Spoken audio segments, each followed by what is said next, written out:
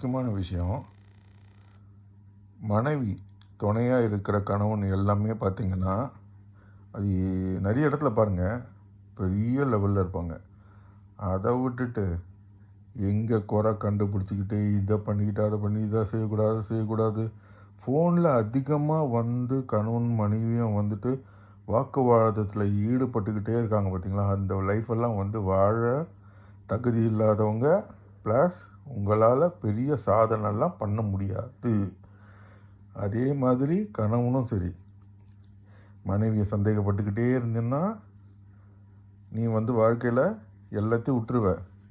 நீ இங்கேயே யோசனையில் இருக்கிய, அப்போது பின்னாடியில் நல்லது அதெல்லாம் உனக்கு வந்துட்டு ஒரு யோசனையும் வராது. கணவனாக இருந்தாலும் மனைவியாக இருந்தாலும் யோசித்து விட்டு கொடுத்து போகணும். விட்டு கொடுத்து போனால் உண்டு வாழ்வு.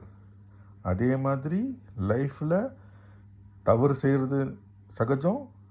அதை வந்து திருப்பி ஏதேதோ சந்தர்ப்பத்தில் குத்தி காட்டுறது அதை விட மோசமான ஒரு இது ஒன்றுமே கிடையாது. ரொம்ப ஜாக்கிரதையாக வாழுங்க, சேஃபாக வாழுங்க.